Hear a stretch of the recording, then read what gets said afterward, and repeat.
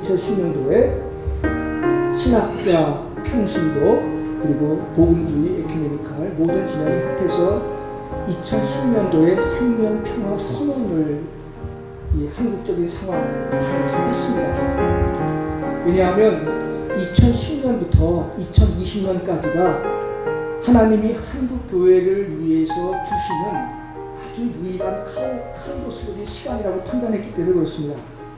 2013년 WCC 부산 대회 10차 대회가 있죠. 2017년 종교개혁 500년이 있죠. 2019년 3.1 독립선언, 우리 기독교인들이 민족대표가 되었던 100주년이 19년이 되죠. 이 시간을 정말 잘 보내면 한국교회에 뭔가 미래가 있겠다 싶었습니다. 그래서 이 2010년, 20년까지를 하나님이 우리에게 주시는 기회고 때라 생각을 해서 생명평화 선언을 저희들이 10,000원씩 내서 그때 1,000명인가요? 일간신문에 이렇게 내면서 이제는 오직 생명과 평화로만 기독교가 가야 된다라는 입장을 내걸었습니다. 그리고 그 이야기를 구체화하기 위해서 생명평화 마당이라고 하는, 아마 생명평화 마당을 처음부터 가장 오랜 역사를 이끌어 오신 분이 박은성 목사님이십니다. 그 후에 제가 쪼개냈고 다 이렇게 했습니다만은 생명평화 마당이라고 하는 생명평화 선언을 뒷받침하기 위한 그런 작업으로 생명평화 마당을 만들었고, 그 생명평화 마당에서 2013년이 되는 해까지 이 땅에서 일어나는 생명평화 신학은 도대체 뭘까? 그래서 이 땅에서 일어나야 될 생명평화 담론을 저희들이 매달 공부하고 글을 썼고 책으로 묶어냈습니다. 그래서 3권의 책이 2013년에 묶어졌고 그 중에 한 권은 영어로 쓰여졌습니다.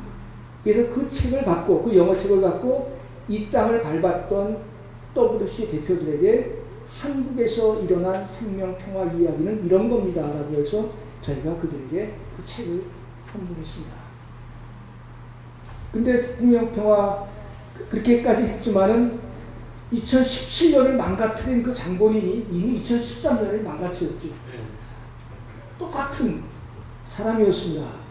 2017년은 세수 문제 때문에, 2013년은 WCC를 자기의 한국의 최고가 되겠다는 자기의 욕망 달성을 위한 도구로 만들려는 그 야심 때문에 사실 WCC가 망가져버리고 말았어요. 그리고 나서 2017년 종교개혁 500년, 2013년이 망가지고 2017년이 망가져 버렸습니다. 그리고 2019년을 우리는 기대하기 어렵게 됐습니다. 사실 우리는 3.1 독립선언에 기독교인들이 많이 참여했다고 대표라고 자랑을 하지만 그때 사실 천도교인들이, 성경이가 우리 기독교를 물적, 정신적으로 도와주지 않았다면 우리 기독교가 3.1 독립선언에 주력할 수 없었습니다. 그래서 우리가 이 시대의 독립운동은 통일운동 아닙니까? 그래서 뭔가 2019년에는 생명과 평화의 가치를 갖고 통일운동으로 우리 교회가 좀 나가주기를 바라서 그렇게 했는데 2019년 아쉽게도 우리가 얼마나 할는지 모르겠습니다. 하여간 이것이 생명평화 마당의 역사고 2017년까지 저희들이 5번의 작은 교회 박람회를 했고, 그리고 박람회 끝에 작은 교회 책을 만들어냈고, 이 책을 만들어내면서 이제 작은 교회 아카데미로 우리 작은 교회를 지속할 수 있는 이 어려운 가치관을 가지고, 이 세상과 맞서는 이 가치관을 가지고 작은 교회를 이끌어가는, 생명과 평화의 가치로 이끌어가는 분들에게 지속적인 어떤 토대를 만들어주고 기반을 만들어주고 뭔가 그루터기가 되는 그러한 공부를 서로 나누겠다 하는 약속을 했기에 올해 저희가 늦지막하게, 참 시간 잡기가 어려웠는데 이렇게 저희가 오늘 이렇게 처음 예상했던 인원의 4분의 1 정도밖에 되지 않지만, 그러나 여러분들은 귀하게 여기고 이렇게 오늘 이 자리에 오게 된 것입니다. 그런데 작은교회 아카데미를 하면서 다른 여러 가지 많은 공부하는 모임도 있고 세미나도 있는데 어떻게 변별력을 가질 수 있겠는가를 준비하는데 저희 에큐메니칼 신학에서 굉장히 소중하게 여기는 미쇼데이 신학이 있습니다. 하나님은 교회를 통해서 세상에 말하기도 하지만, 그렇죠? 하나님은 교회를 통해서 세상에게 당신의 뜻을 말하기도 하지만, 그러나 하나님은 세상을 통해서 교회에게 말씀하기도 한다. 이제 이 미쇼데이 신학의 골격이거든요. 우리가 전자를 부정하고 후자만 이야기한다면 안 되겠지만, 그러나 전자와 함께 후자의 이야기도 오늘 우리들은 신학적으로 얼마든지 수용할 수 있다. 더군다나 한국 교회가 세월호 이후 왜 우리가 작은 교회가 희망이더라고 이야기했는가? 세월호 이후 한국 교회들, 제법 규모가 있다는 교회들이 보여준 그러한 여러 가지 몰상식한 비신앙적인 모습들을 보면서 우리들은 과감하게 작은 교회가 희망이다라는 말을 가지게 되었고, 이때의 작다라는 말은 말씀드리겠습니다만은 결코 숫자적인 의미만은 아니다 이제 말씀드리겠습니다만은, 어쨌든 생명과 평화의 가치를 가지고 존재하는 교회들을 우리가 찾기 시작을 했고, 그런 교회들이 우리들 눈앞에 많이 있는 것을 발견하게 되었고, 그분들을 이제 역사 속에 드러내는 일들을 저희가 해야 되겠고, 또 그 작업을 이론화하는 일도 저희들의 몫으로 생각해야 되겠다. 저희가 이제 그렇게 생각을 했습니다. 그래서 이미 오늘 우리들에게 주어져 있는 이 5권의 책은 이미 이 세상을 바꾼 책들입니다. 그리고 이 세상을 들었다 놨다 한 책들입니다. 뭐 시차적으로 조금 이르게 나온 책도 있고, 조금 늦게 나온 책도 있고, 시대를 잘 만난 책도 있고, 시대에 앞서 태어났기에 지금 이 시점에서 중요한 책도 있고 그렇긴 하지만, 이 책들은 이 세상을 근본적으로 변화시킨 책들입니다. 그런데 한국 교회가 이런 세상을 변화시킨 책들과 만날 수 있는 기회를 갖지 않습니다. 그래서 저는 이 책들을 통해서 한국 교회가 무엇을 얻고 받아야 되겠는가? 이 책에 있는 내용을 날 것으로 그냥 받아들이는 게 아니라 우리들의 신앙의 언어로, 우리들의 신학적인 언어로 이 책들이 말하려고 하는 것들을 우리가 소화해낸다면 충분히 하나님이 세상을 통해서 교회에게 말씀하시는, 책을 통해서 교회에게 말씀하시는 뜻을 전달할 수 있겠다 생각을 합니다. 저는 신학의 본질을 베드로전서 3장 15절에서 찾습니다. 너희들 중에 있는 소망의 이유를 누가 묻거들라 항상 대답할 것을 준비하되 언제든지 온유와 두려움으로 하라. 다 우리가 이 자리에 있는 것은 우리들 속에 무언가 우리 바깥에 있는 사람들이 갖지 않은 소망의 이유를 갖고 있기 때문에 우리가 이 자리에 모였습니다. 근데 그 소망의 이유를 다른 사람들이 알기를 원해요. 그러면 우리는 그걸 대답해야 됩니다. 신학자는 신학자의 방식대로, 목회자는 목회자의 방식대로, 평신도는 평신도의 자리에서 그 소망의 이유를 말해야 됩니다. 그런데 말하는데 온유와 두려움으로 하라. 이 말이 도대체 무슨 말이겠는가? 온유와 두려움. 저는 이 이야기를 인간의 심정적인 태도로 겸손하게 그런 말로도 이해할 수 있지만, 바젤의 제 스승이었던 하이니 오트 교수는 이 말을 이렇게 풉니다. 모든 신학적인 질문과 대답은 역사성과 공간성을 띈다. 무시간적인 진공 상태에서 일어나는 신학적인 질문과 대답은 없다. 구체적인 역사성과 공간성 안에서 신학적인 질문은 일어날 것이고 신학적인 대답이 있어야 한다. 우리가 우리의 모든 신학적인 질문과 대답이 구체적인 시간과 공간 안에서 일어나는 그러한 행위라고 우리가 인정할 때 우리의 답변이 온유해지고 겸손해질 수 있다는 겁니다. 무시간적인 진공 상태에서 보편타당하게 2000년 전에 했던 설교를 지금 그대로 하는 것, 그게 믿음의 길이 아닙니다. 그건 하나님을 과거에 가두는 일이죠. 끊임없이 하나님의 말씀이 살아있다고 하는 것은 시간과 공간이 달라질 때에 그때에 그 시간과 공간에 맞는 새로운 답을 찾는 길입니다. 과거에 it is 있어요. 우리의 답이 있어요. 그러나 그 과거의 it is를 지금 그대로 it is로 있음으로 고백한다고 하는 것은 그거는 이미 욥기를 통해 알듯 엘리바스, 빌닷, 소발이 아는 하나님이지 욥의 하나님은 되지 못하는 거거든요. 그런 점에서 우리 신학적인 작업은 끊임없이 it is, but it is not. 또 it is not. 저는 분명히 말씀드리지만 이 시대의 종교개혁은 루터에게로 돌아가는 게 답이 전혀 아닙니다. 루터에게로 돌아가면 종교개혁이 안 됩니다.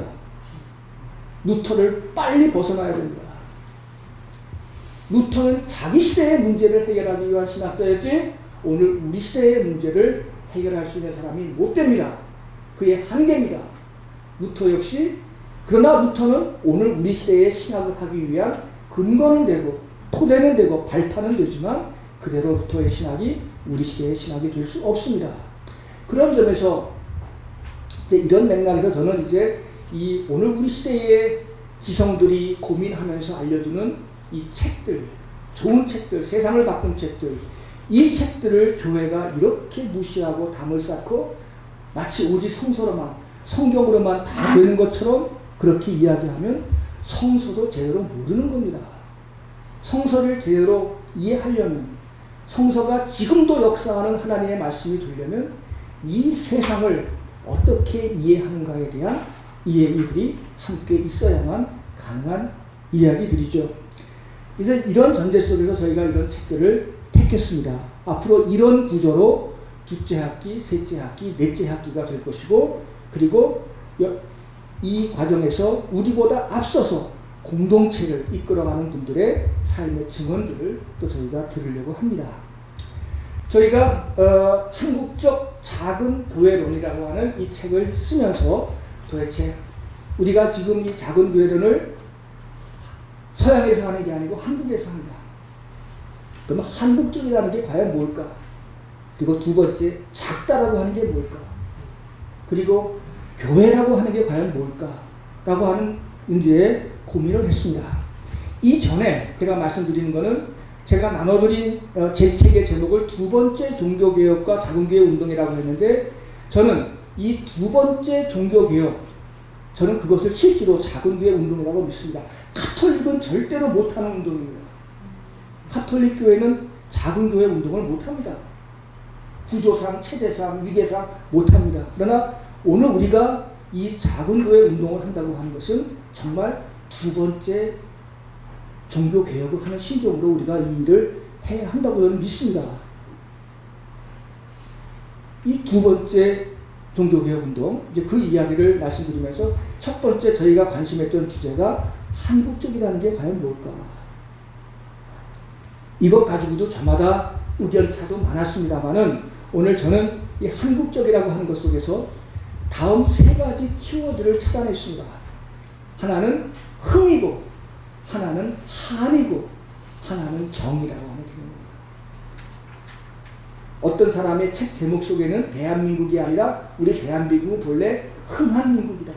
이 흥한 민국이라는 책이 있을 정도로 흥이라고 하는 것, 이것이 우리 가장 한국적인 것을 말하는 대표적인 겁니다. 우리의 과거에 뭐 부처이며 영고며 했던 그 제천의식은 다 흥의 문화였습니다. 흥입니다. 이건 기쁨이고 즐거움이고 그런 겁니다. 그런데 그 흥이 깨지면 어떻게 됩니까? 한이 됩니다. 아픔이고 맺힌 거고 상처가 됩니다. 그래서 일본은 우리나라에 들어와서 우리의 문화, 우리의 흥의 문화를 다 부정해버리고 우리를 한의 민족이라고 우리를 그렇게만 봤습니다. 그러나 한은 흥이 깨진 상태입니다. 그러면 이 한을 어떻게 우리가 풀어내야 되겠는가? 정밖에 없습니다. 우리 민족은 정의 민족입니다. 저는 이 이야기를 흥이라고 하는 것은 오리지널 블레싱이다. 기독교적인 용어로 원복이다. 한이 뭐냐? 이게 신이다, 죄다. 그리고 정이 뭐냐? 정의 공동체, 이게 구원이다. 이것이 우리가 깨진 것들을 보듬는 일이다. 오리지널 블레싱, 우리 기독교는 지금까지 오리지널 신의 종교로만 알고 있습니다.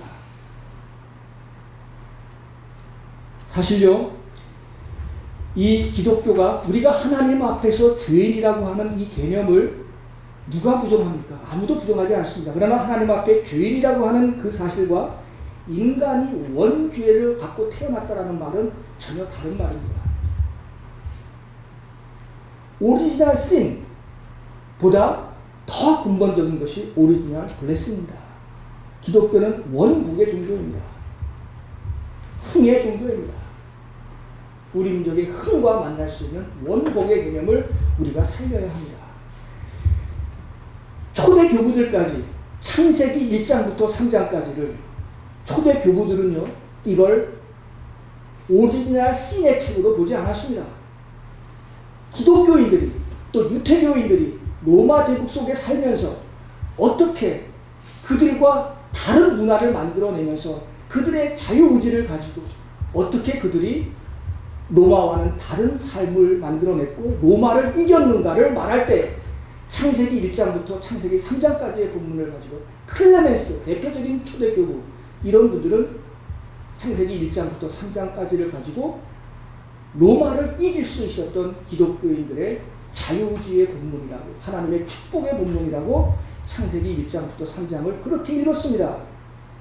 그런데 AD 4세기 무렵 갑자기 저 북쪽으로부터 고투족이 침략해 옵니다. 하루아침에 하나님의 나라라고 믿었던 로마의 제국이, 기독교 제국이 졸지에 무너져 내렸죠. 그리고 무너져 내리면서 많은 신부들이 배교를 하고, 그리고 그들이 쫓겨간 다음에 많은 기독교인들이 자기들에게 세례를 베풀었던 신부들이 배교한 걸 알고 신부들을 죽였고 교회를 불살랐습니다. 그 상황을 신학적으로 정리한 사람이 바로 우리가 알고 있는 성 어거스틴이었어요.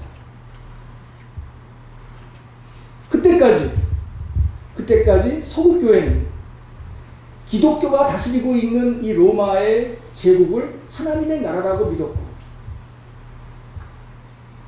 그들은 그렇게 믿었으나 이제 하루아침에 고투족의 침략을 받았고 무너졌고 배교했고 교회와 신부들이 그렇게 죽임을 당하고 불살라지는 이 상황은 아마 기독교가 경험했던 최초의 아마 어마어마한 그 지진과도 같은 사건이었어요.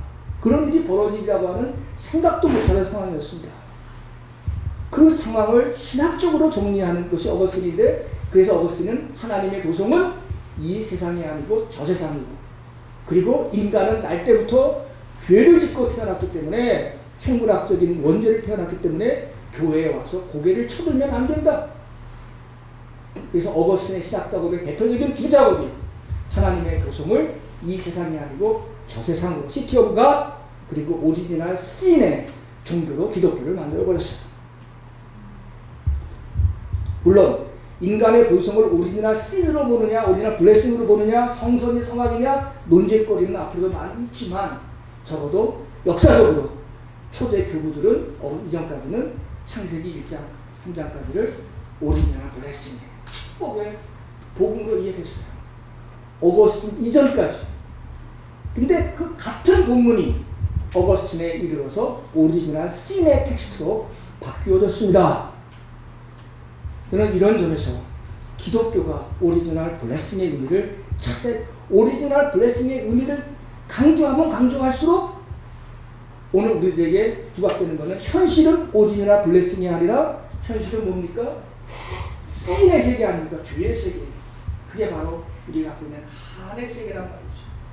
모든 민족들이 이렇게 침략을 받고 저렇게 침략을 받고 이렇게 고통을 당하고 저렇게 고통을 당하고, 왜 한국 불교가 유독 여성을 향해서 보살이라고 말하는 줄 아세요? 한국 불교는요, 남자들에게 보살이라고 명칭 안 씁니다. 보살이라는 말은 보디사트바, 구원에 이를 수 있지만 열반에 이를 수 있지 않지만 한 사람의 구원받지 못하는 사람을 위해서 이 땅에 남겠다고 이야기했던 존재가 바로 보디사트바 아닙니까? 보살. 그런데 여성들에게 유독 보살이라고 이름을 붙입니다. 남자들이 안 그렇습니다. 왜? 이 땅의 여성들이라고 하는 것은 아시다시피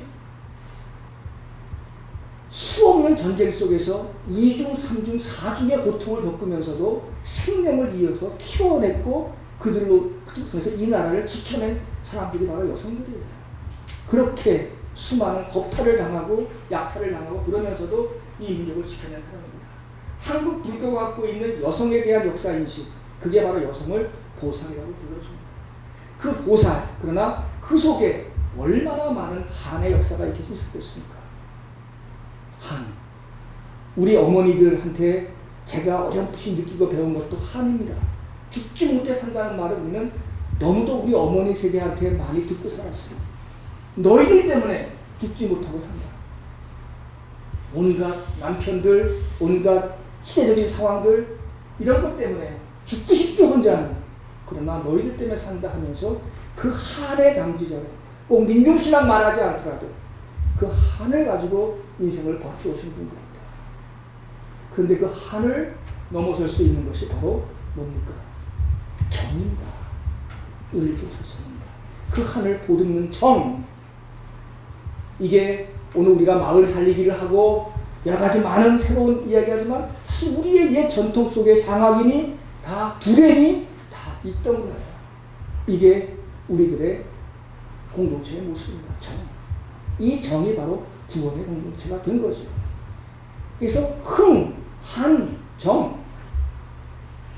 이걸 통해서 어떻게 하면 우리가 이제는 마지막 한은 큰 한, 서로가 둘이 아니고 하나가 되는 큰 한, 그런 새로운 한의 공동체를, 처음에 한은 인간이 갖고 있는 그 아픔의 한이지만 두 번째 한은 더 큰 하나의 공동체가 되는 한.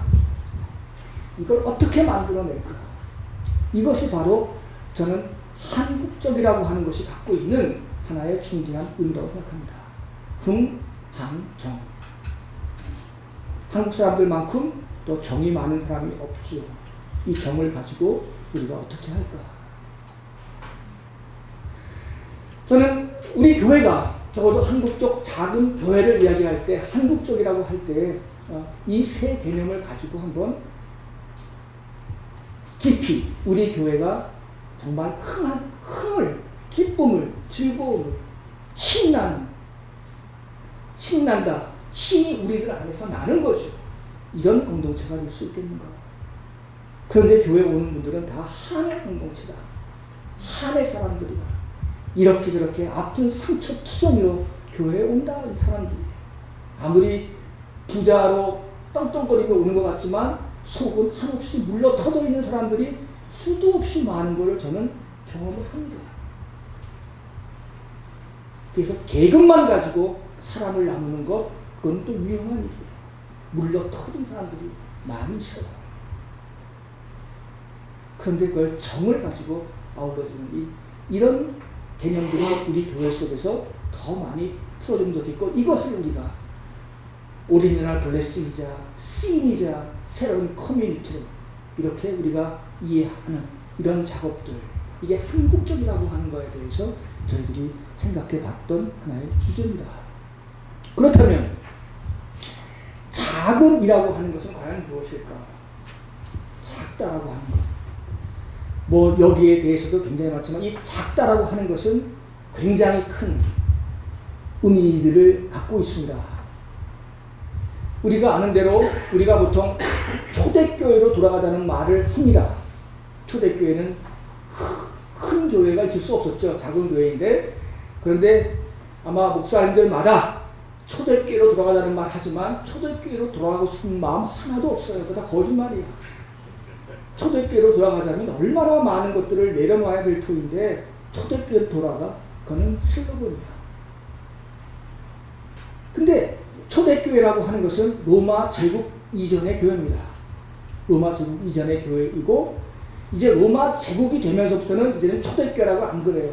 그 제국화된 교회를 제국화된 교회를 이제 또 비판하고 나서는 그룹들이 이제 기독교 전통화된 수도운동으로 발전하죠. 그러니까 제국 이전의 종교, 제국화된 종교, 그리고 제국화된 종교를 떠나는 기독교, 이런 세 부류의 형태들이 기독교 역사 속에서 존재합니다. 그런데 제국 이전의 종교는 어떤 종교인가? 아직 제국화된 종교가 아니기 때문에 제국 속에 살지만 제국과는 전혀 다른 교회가 되겠다라고 하는 것이 제국 이전의 교회의 특징들이고 초대교회의 특징들입니다. 로마 제국하에 있지만 그들과는 다른 가치관을 가지고 이 땅에 존재하겠다고 하는 것이 초대교회들의 공통된 특징이에요. 그 후반부에 다시 말씀드리겠습니다. 그리고 제국화된 교회는 완전히 로마화된 교회예요. 그리고 그 로마화된 교회가 싫어서 제도화된 교회에서 떠나는 교회들은 수도원주의인데 수도원주의는 이 세상과 또 담을 쌓아버려요. 이 세상과 담을 쌓은 교회도 옳은 교회가 아니고, 이 세상 화된 교회도 옳은 교회가 아니고, 이 세상 속에 있지만 세상과는 다르게 존재하기로 작정한 것, 세상 안에서 세상 밖을 사는, 이게 바로 신학자 보네포가 말한 새로운 수도원주의예요. 신학자 보네포는요, 그렇게 레디칼한 신학자 같지만 그가 주장한 신학의 본질은 새로운 수도원주의, 세상 안에서 세상 밖을 살아가는 거예요. 새로운 수도원주의를 보네포 목사님이 원했어요. 바로 이 새로운 수도원주의의 기원이 바로 초대교회, 제국 이전의 교회의 모습입니다. 이 작다라고 하는 말 자체가 오늘 우리 속에서 이 세상 현존 속에서 전혀 다르게 살겠다라고 하는 그런 표현입니다. 이것이 아마 이 작다라고 하는 말을 일컫는 가장 광의의 개념이어야 되지 않겠는가. 이것이 바로 초대교회로 돌아가자라고 하는 그 말의 진리가 아니겠는가. 이 세상 속의 세상과 다르게 살겠다. 더군다나 우리가 말하는 것은, 우리가 가톨릭을 비판할 때에는 가톨릭이 로마에 먹혀버렸다.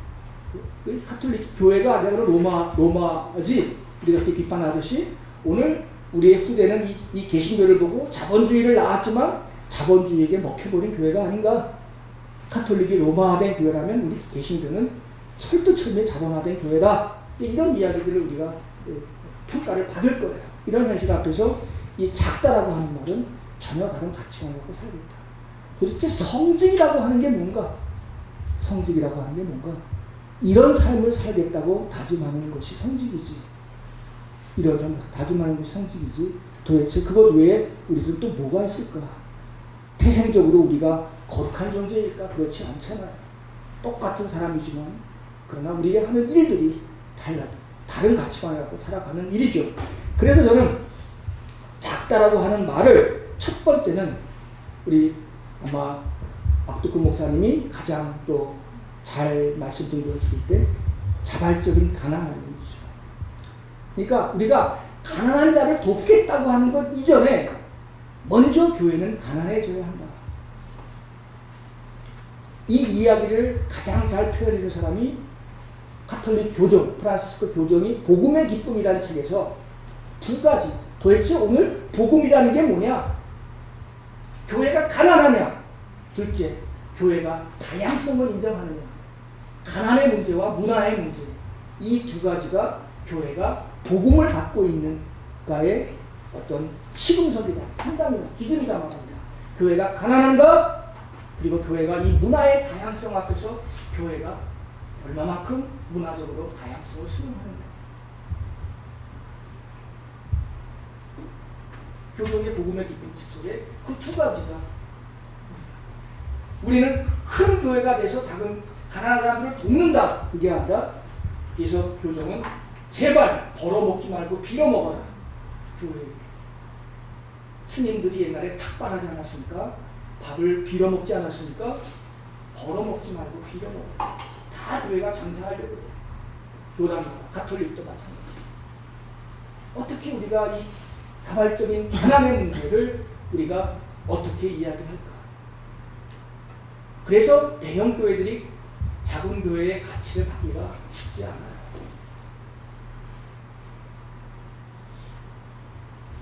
두 번째는요. 작다라고 하는 것은 세상에 대한 저항입니다.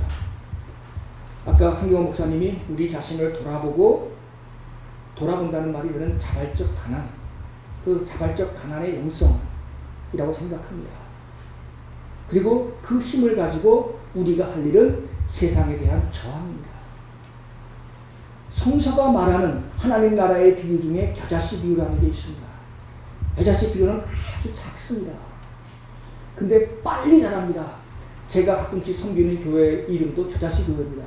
대부분 겨자씨 교회들은 빨리 크기를 바라서 겨자씨라는 말을 쓰는 줄 모르겠어요. 그러나 성서학자들이 말할 때 이 겨자씨 비유가 하나님 나라 비유가 되는 것은 겨자씨는 너무나 빠르게 자라서 주변을 아주 불편하게 만듭니다. 주변을 불편하게 만듭니다. 이 자본주의 사회 속에서 그를 거스르는 삶을 산다고 하는 것은 주변을 불편하게 하는 일입니다. 그래서 적어도 우리가 작다는 말을 할 때는 이렇게 세상에 대한 저항이라는 의미를 포함합니다. 자금을 가지고 우리는 세상에 저항할 필요가 있습니다. 저항하지 않으면 안 됩니다. 존재 자체가 우리는 저항입니다.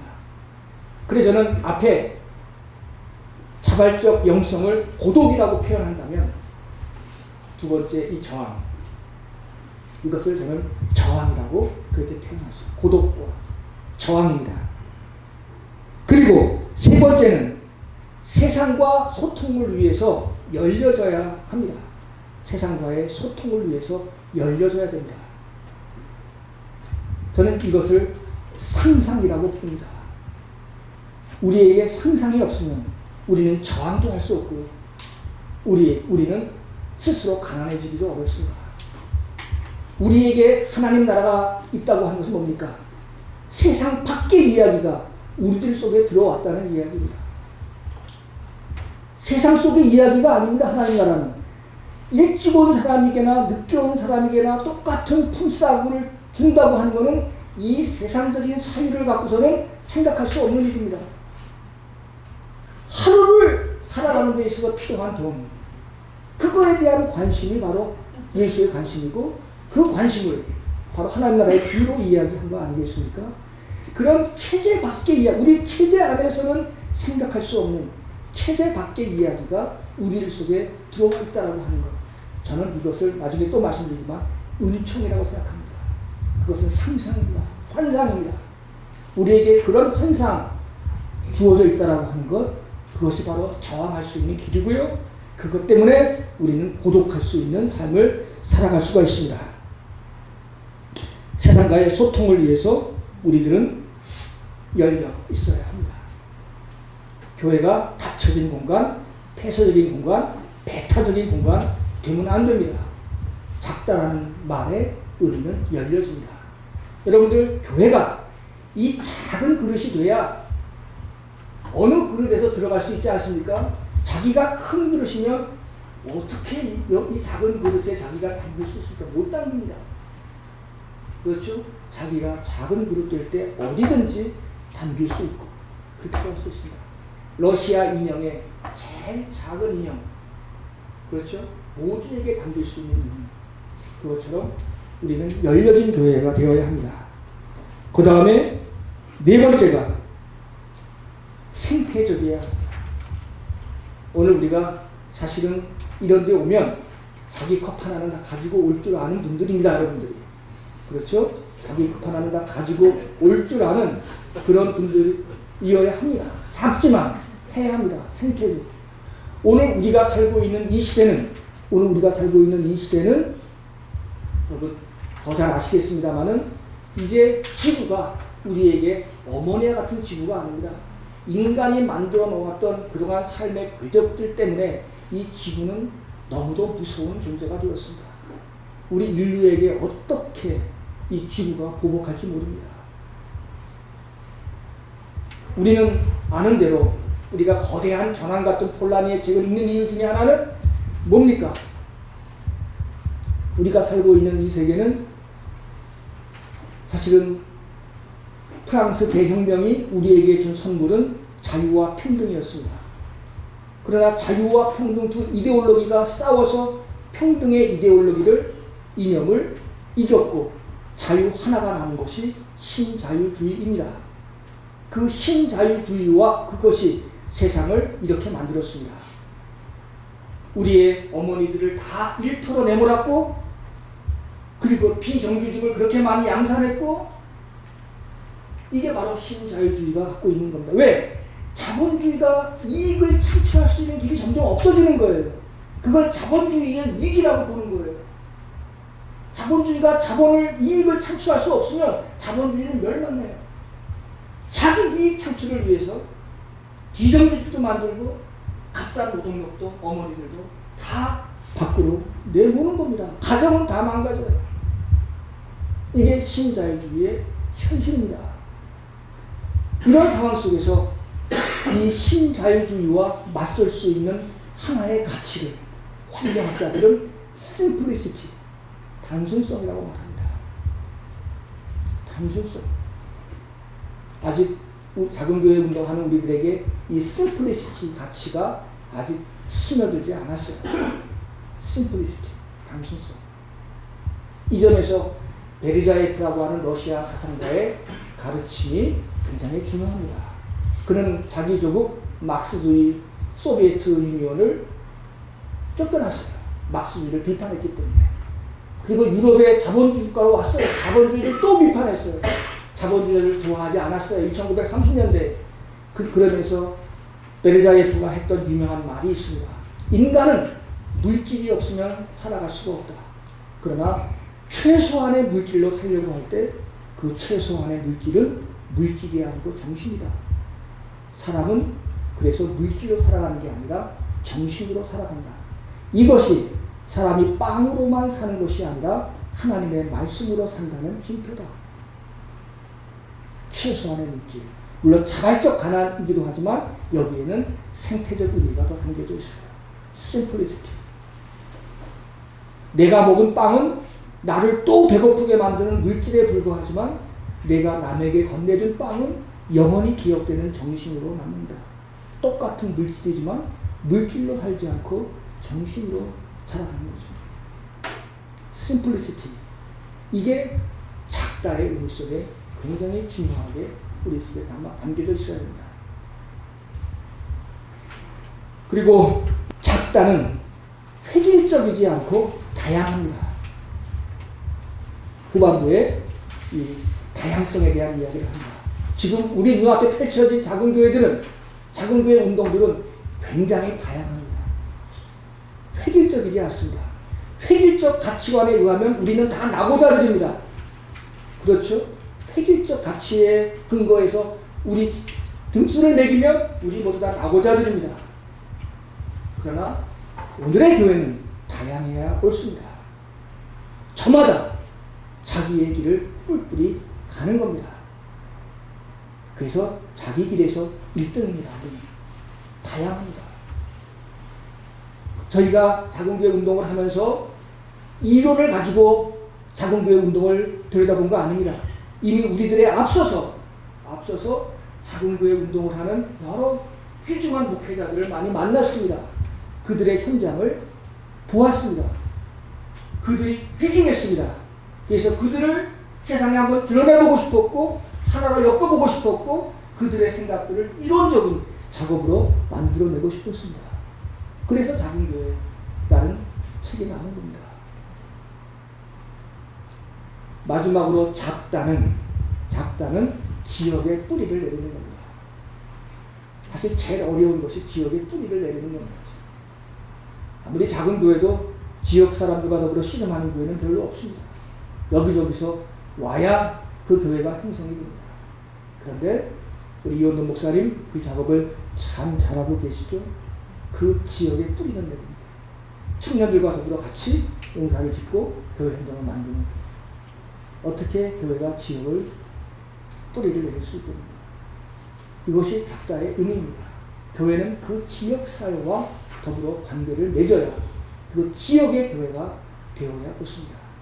이번에 성장을 멈춰라 이야기하시는 오세훈 목사님, 이제 내일 후반부 강일터인데 그분은 자기가 몸담고 있는 한신대학 주변에 완전히 뿌리를 내리고 거기에서 풀뿌리 목회를 그렇게 하고 있는 분입니다.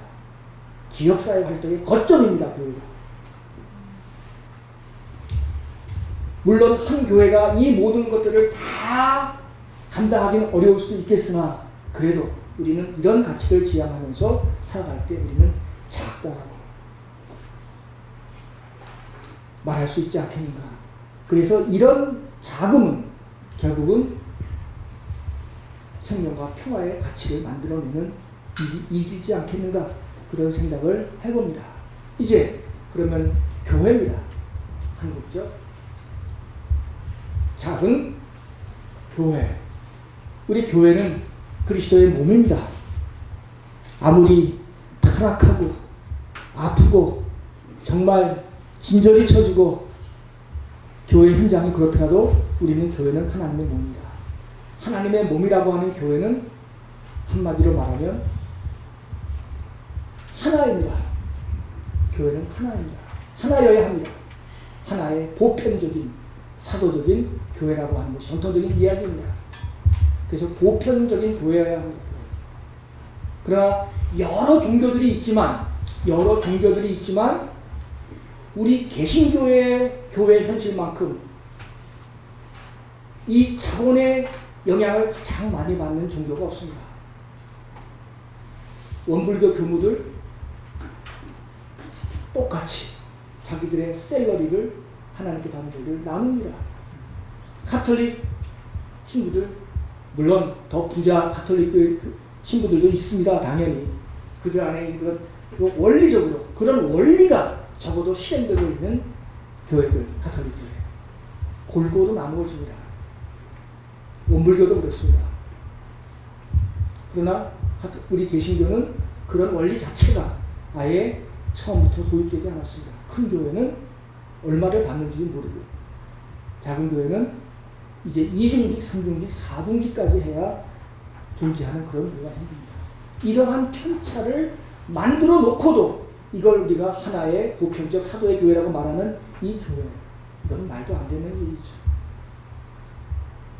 말도 안 되는 일입니다. 저는 그래서 이 교회라고 하는 이 현실 앞에서 저는 몸이라고 하는 이야기를 가지고 한 몸이라는 가지고 저는 성서의 두 구절을 생각해 봅니다. 하나는 그리스도의 몸 앞에 죽음의 길을 걸어가는 그리스도의 몸 앞에 자기가 평생 모았던 향유를 아낌없이 쏟아붓는 한 여인의 이야기와 혈우병에 걸려서 죽을 지경인데 몰래 두려워서 떨면서 예수의 몸을 만졌던 한 여인의 이야기를 저는 떠올려봅니다. 그런데 거기서 중요한 것은 예수가 자기 몸에서 기운이 빠져나간 걸 알았다. 자기 몸에서 뭔가가 빠져나가는 걸 알았다 하는 이야기입니다. 이 이야기를 all for one, one for all 이 두 말로 다시 표현해 보고 있습니다. 우리는 지금까지 교회를 향해서 바쳐라, 교회를 향해서 충성해라 라고 하면서 all for one, 하나를 위해서 모두가 희생하는 것을 가르쳐 왔습니다. all for one.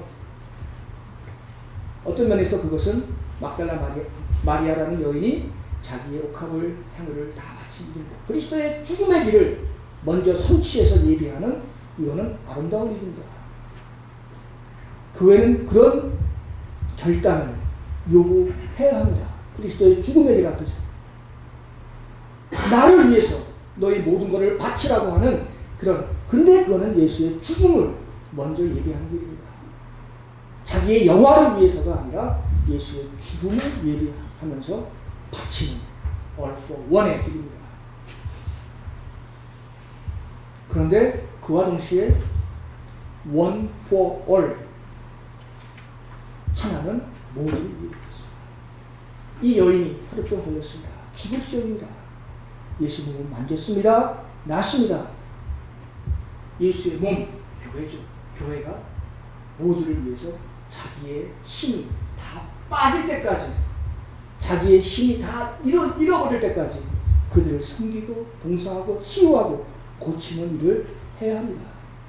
all for one과 one for all, 바치라는 말과 그들을 위해서 자기의 몸이 완전히 소진하는 그런 역할도 교회, 이게 바로 몸이 갖는, 교회가 그리스도의 몸이라고 하는 그 몸이 갖는 일이 아닌가 싶습니다. 이럴 때 교회는 정의 공동체, 공감의 공동체, 요즘 우리는 공감의 시대를 말합니다. 이 말만 하고 잠깐 쉬었다. 공감의 시대라고 말합니다. 제레미 리프킨이 공감의 시대라는 책도 썼습니다. 공감이라고 하는 말은 이런 말입니다. 중세기 때는 믿음이 중요했습니다. 믿음. 그래서 믿음이 중요했고 저 세계가 중요했습니다. 그래서 믿음을 갖고 믿으면 저 세계에 갈 수 있다고 하는 것이 교회의 가르침이었고 그것이 구원의 길이었습니다. 근데 이제 이성입니다. 이성을 가지고 이 발전된 세상을, 진보의 세상을 너희들이 만날 수 있다고 진보신앙을 가르쳤습니다. 이성과 진보신앙으로 주된 패러다임이 바뀌었습니다. 그게 근대입니다. 중세를 마감하고 근대의 패러다임이 바뀌었습니다. 그리고 이제 오늘 우리 시대는 탈근대입니다. 포스트 모던 시대라고도 불려지고 탈근대라고 불려집니다. 이 탈근대의 특징은 믿음으로 중세로 돌아가는 그런 것도 아니고 이성으로 돌아가는 것도 아니고 이 시대의 인간의 표현은 공감입니다. 공감이라고 하는 것은 인간은 누구나가 찢어지고 아프고 상처받고 한마디로 한의 삶을 살아갈 수밖에 없는 이 세상 속에 누구 하나 온전한 사람이 없습니다. 다 상처투성입니다. 자기의 상처를 근거로 해서 남의 상처를 이해하는 이 공감의 호모 엠파티피쿠스, 같이 공감하는 인간, 이것이 근대의 사람들이 바라고 원하는 인간의 본성과도 더 많이 근접하는 이야기, 호모 엠파티피쿠스, 공감하는 인간, 우리말로 하면 정의 공동체입니다. 그래서 어떻게 우리 교회가 이렇게 인간이 뭐 근대처럼 인간이 모든 것 다 할 수 있다는 이성도 아니고 이 세상을 넘어서 저 세상 간다는 그런 것도 아니고 우리 모두가 다 끼어들 수밖에 없는, 기독교가 말하는 어떤 죄의 다른 표현이겠죠. 그런 죄성의 삶을 살 수밖에 없는 그런 한이겠죠. 자기를 통절시킬 수 없는 그런 한의 공동체 속에서 어떻게 정의 공동체로 우리가 삶을 더불어 살아갈 수 있겠는가? 어떻게 그리스도의 몸, 한 몸을 이룰 수 있겠는가? 여기에 있어서 이 호모 엠파티피쿠스, 공감의 시대의 이 정신, 그래서 한국적 작은 교회라고 하는 것.